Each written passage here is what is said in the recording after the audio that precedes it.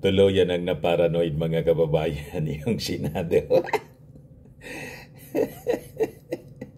Ikaw niya, Mr. Maravillas, kantsaw ka na naman. Sobrang natataranta na po yung Senado dahil sa mga developments ng balita sa ngayon. Nakuha na kasi mga kababayan ng mga nasa likod ng signature drive, yung required signatures na dapat ma-collect.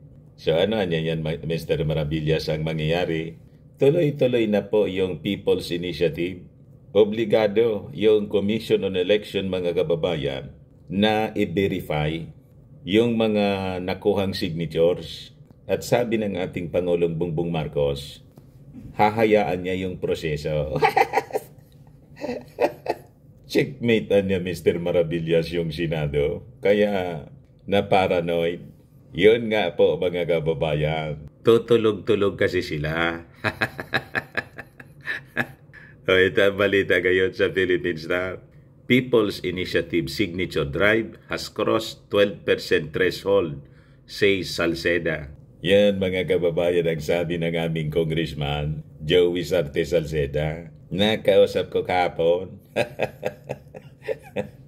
Sabi sa akin ni Joey Salceda, mga kababayan ni congressman, napag-utusan lang niya. Napag-utusan daw siya, mga kababayan. Ngayon, yung Senado, nananakot na naman po. Ano niya, Mr. Maravillas, na sinasabi mong nananakot? Ito yung warning ng Senado. Baka anya sa 2025, hindi na matuloy ang eleksyon. Senators warn of Noel as Pirma claims 2.5 million signatures collected. Napraning mga kababayan talaga yung Senado. Paano niya, Mr. Maravillas, di mapraning yung Senado? Pati yung ating Pangulong Bongbong Marcos, nagsabi na hahayaan niya yung proseso. Siyempre po, that is the sovereign will of the people. Kahit po yung ating Pangulo, hindi pwede siyang i-stop. Kasi ang lahat ng powers ng ating ng ating gobyerno emanates from the Filipino people. So kailangang sundin kahit ng ating Pangulo kung ano yung sovereign will ng mga mamamayang Filipino.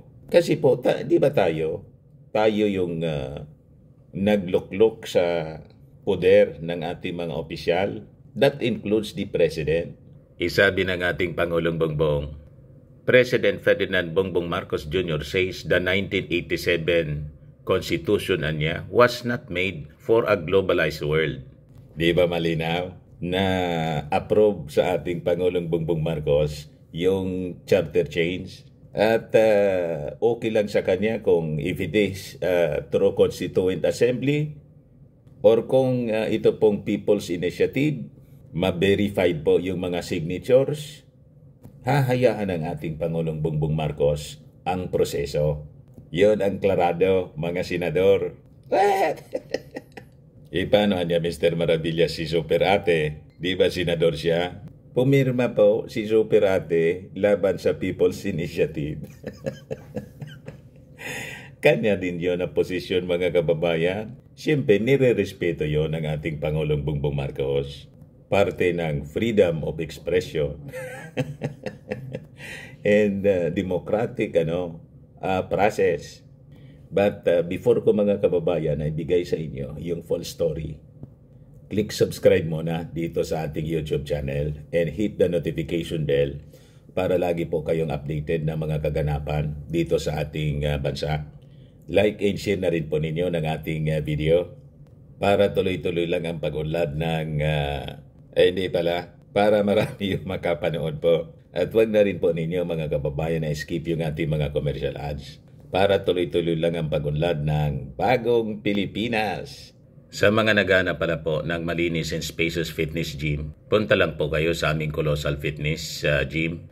We also offer Grab Car Rental with our brand new 2023 model ng Toyota Innova. We also accept booking for those who are planning to travel via PAL, Cebu Pacific, and other airline companies, local and international, and bills payment for Meralco Bills, PLDT, etc. pwede na po kayo magpabook dito sa amin kahit saan gusto ninyo mag-travel, kahit anong bansa po, para makamura po kayo. Okay? Pati sa mga hotels po, nagbo-booking kami online. May Paymaya po kami dito sa office, saka po Bayad Center. Ang Colossal Fitness Gym ay matatagpuan sa 3rd floor ng Security Bank Building, Landco Business Park, Legazpi City, Albay. For inquiries, look for Gilon Maravillas. Contact number 0966-8020949. Ito yung Innova namin. Lagi na pong matao. Ito po yung mga bagong gym equipment na set up na namin po. Isang malaking truck po siyang dumating. May treadmill na rin po kami. Ayos pa? Ayos na Mr. Maravillas. Ipakita ko pala sa inyo mga kababayan yung launching ng Congress TV. Na-invite kami ni Mrs. po. What? Sa press con sa Kongreso. So ito po, mga kababayan, i-play ko sa inyo kasi nagtanong ako rito. We are opening the Ipakita ko floor po now sa for inyo questions yung, about Congress TV. yeah. And we have our panelists over here in front. So just kindly state your name, which organization you belong in, to whom you would like to address your question. So we're opening the floor now for your questions. Anyone would like to go first? Ayan po ako, di ba?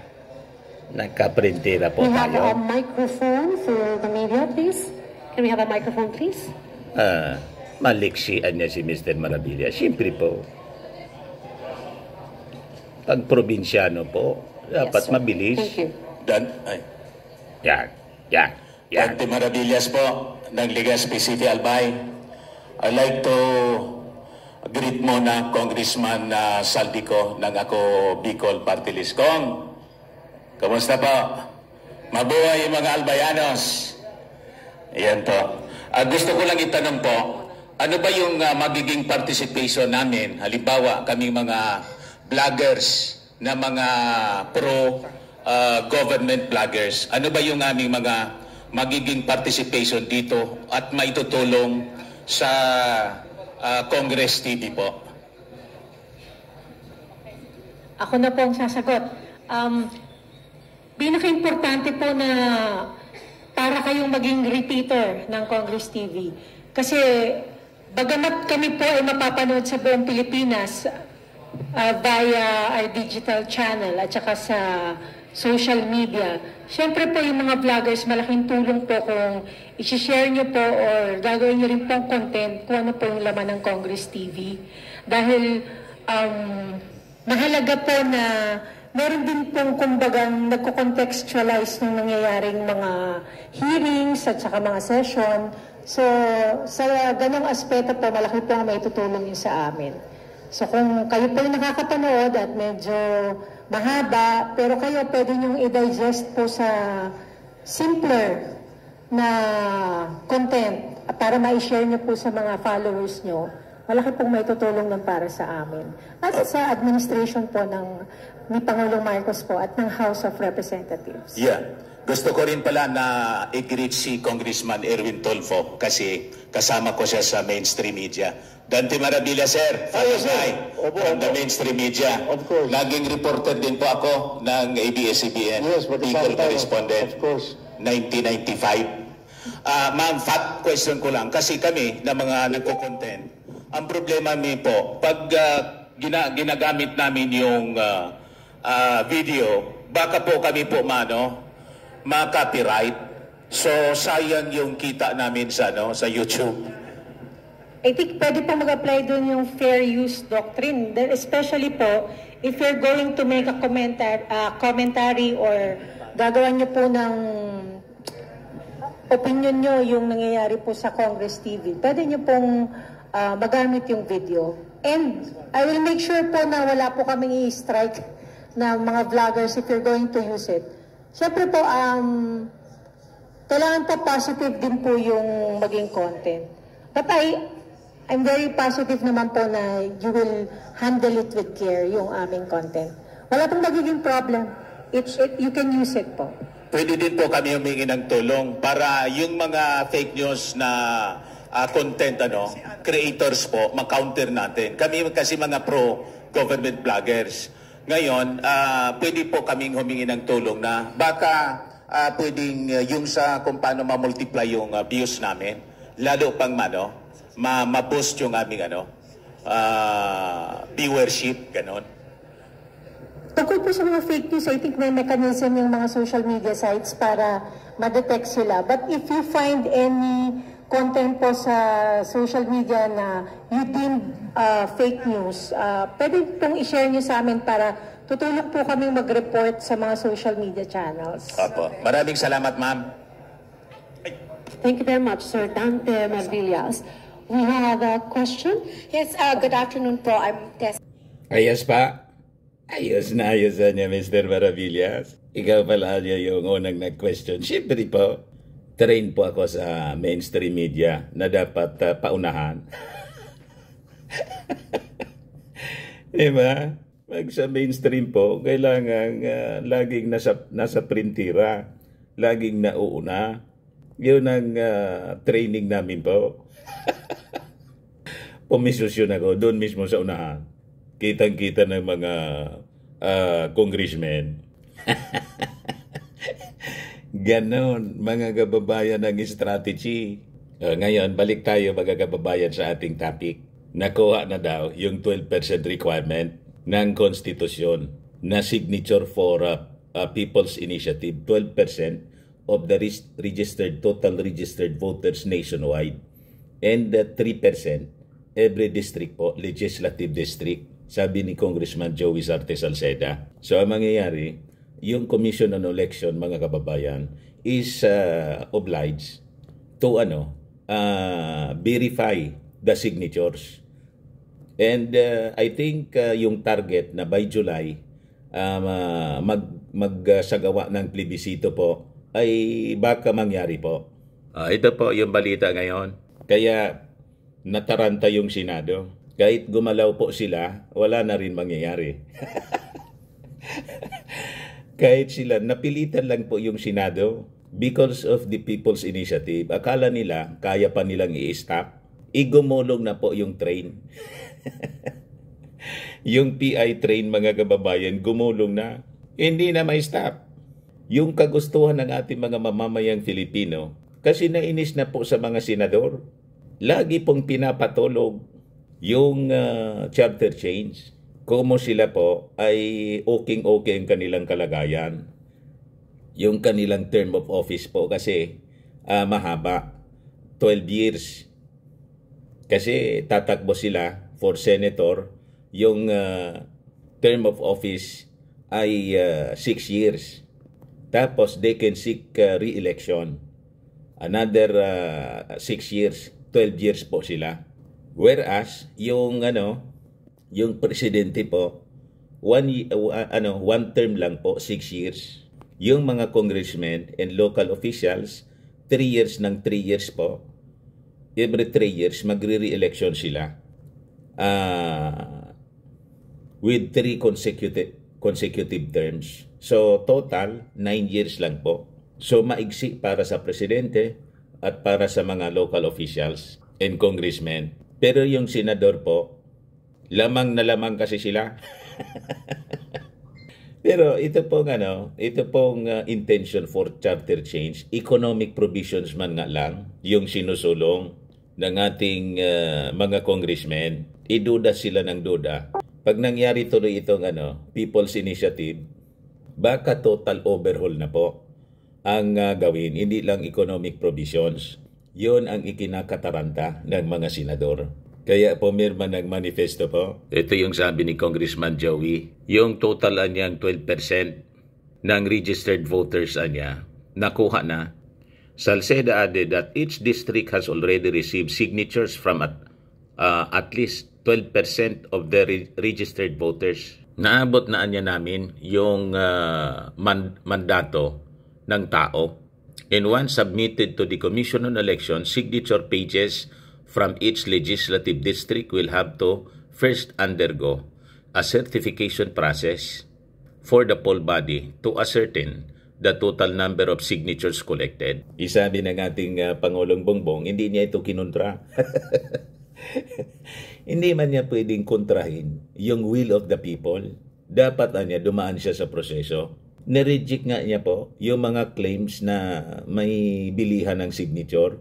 Kasama doon sa nag-accuse mga kababayan, yung kapatid niya, si Super Ate, na ang sabi may mga nirelease na pera, 20 million na pinamimigay.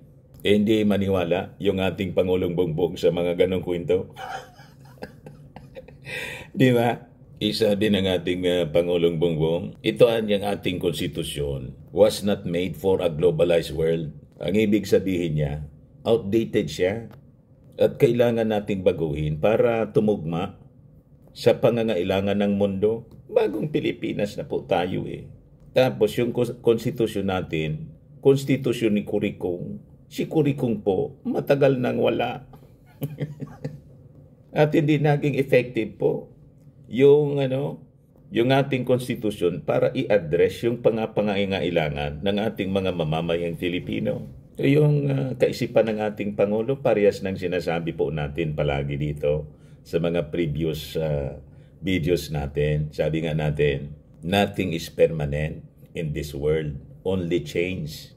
At sa kanta ni Joe Maritsan na Constant Change, sabi niya, life is a constant change. Di ba? Yung mga senador po, napag-iwanan ng panahon, hindi na po gumalaw yung kanilang kaisipan, obsolete. Di ba? Pero Mr. Maravillas, di ba sinasabi mo na tinatakot ng mga senador, yung mga tao na with this People's Initiative, baka hindi magkaroon ng eleksyon? Anong hindi magkaroon ng eleksyon na nangangampanya na nga po si Inday? Nag-announce na po, natatakbo siya. So maging si Inday po naniniwala, may eleksyon. Pero Mr. Maravillas, grabe talaga pala itong mga Duterte. Lalo na si Inday. Hindi pa nga niya naayos yung trabaho niya sa sa DepEd. Gusto nang tumakbo sa eleksyon. Napakalayo pa yung eleksyon. Nangangampanya na. Ganon mga kababayan. Katindi. Imbis unahin yung trabaho para paglingkuran yung ating mga mamamayang Filipino, inuuna yung pamumulitika. Sige pa ang pang-away. Hindi matunawan kay Martin Romualdez. Ito, Senators warn of no L or no election as PIRMA claims 2.5 million signatures collected. Ayan po. Yan po yung National Convenor ng PIRMA. People's Initiative for Reform, Modernization and Action, Noel Oñate.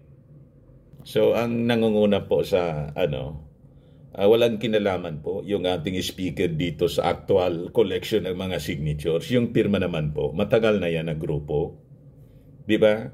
Kaya ina-accuse po si speaker na siya yung nangunguleksyon. Paano makapanguleksyon man yun? Wala sa kanila yun, mga kababayan, na trabaho yung panguleksyon.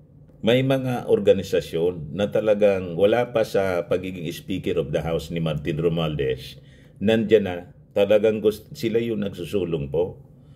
Nang mag-announce si Speaker Martin Romualdez na isusulong niya yung People's Initiative, sila na yung automatic na umaksyon. Ginawa yon mga kababayan, kinuha nila yon na opportunity na isulong yung matagal na nila na gustong mangyari para maayos po yung ating konstitusyon. Walang kinalaman po sa grupong PIRMA yung ating speaker kasi matagal na siya. Kailan ba inorganize yung PIRMA? Di ba matagal na po?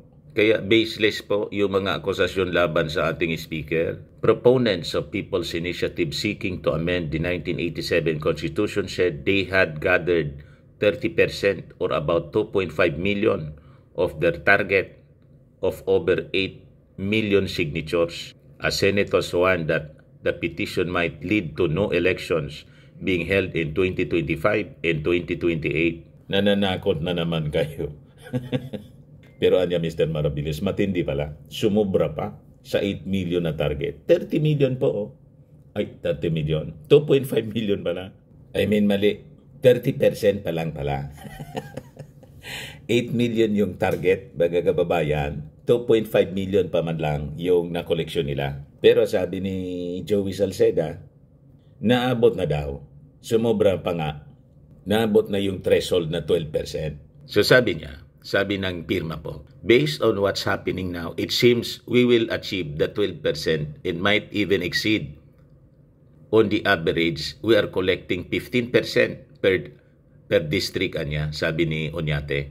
Yung ating constitution requires initiatives to amend the charter be supported by 12% man lang ng total registered voters nationwide or 3% yung kailangan sa bawat legislative district. So sa pagtatantya, mga kababayan, ng pirma, grupong pirma, malalampasan pa nila. Baka sumobra pa. Pero sabi ni Joey Salceda, nakuha na daw. Na nag-gather na lahat. Magkaiba kasi po yung statement ni Joey sa statement ng pirma. Kay Joey, nakuha na yung threshold. Sa pirma, 30% pa man lang. Baka yung pirma po hindi updated sa mga nangyayari on the ground. Si Joey Salceda, updated po ng mga nangyayari sa on the ground, mga kababayan. Kasi siguro nagre-report sa kanya direkta yung mga iba-ibang grupo na tumutulong sa pagkoleksyon, mga kababayan nito, ng pirma ng mga mamamayang Pilipino for the PI. So sabi ng mga senador, baka nga anya hindi na magka-eleksyon. Sumobra yung aka-akaan niya, Mr. Maravillas, ng mga senador dahil sa pagka-paranoid. Ayun nga po, mga kababayan. Sabi ni Senate Majority Leader Joel Villanueva, those behind the signature drive had been promising mayors and other local elected officials that their terms would be extended in exchange for their support. Ano naman. Dapat din naman talagang extend yung term in case magtagumpay yung PI. Bakit po? Sige na lang yung election po natin dito. Every 3 years, may election po para sa local positions. Buti kayong mga senador, 6 years yung term. Unfair kayo. Dapat kung 6 years, lahat 6 years, local and national, para amanos. Very unfair.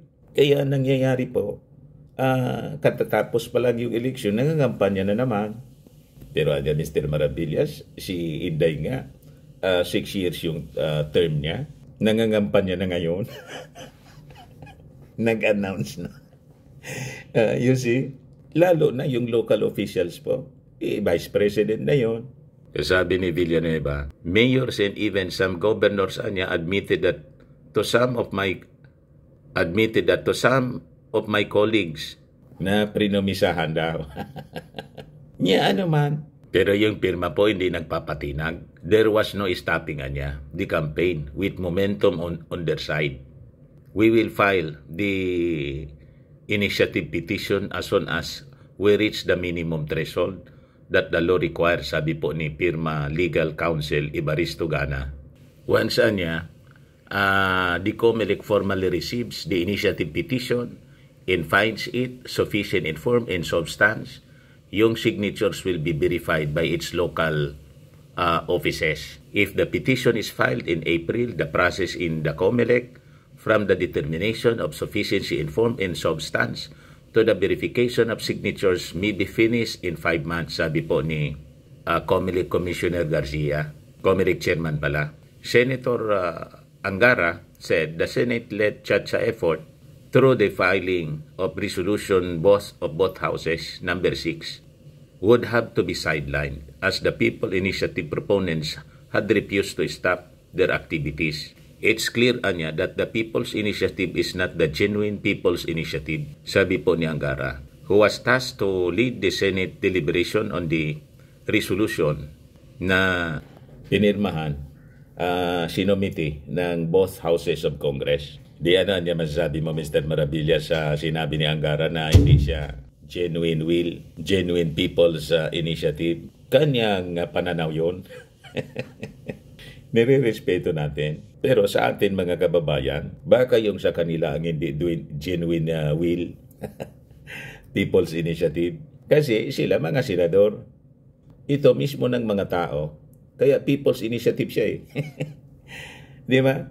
Mismo yung mga tao, yung nag-initiate, mga organizations, groups, para isulong po yung People's Initiative. Paano hindi genuine People's Initiative?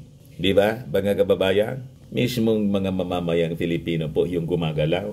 Ayun man lang po, mga kababayan. Maraming salamat. Ako po si Dante Maravillas. Bye-bye. God bless.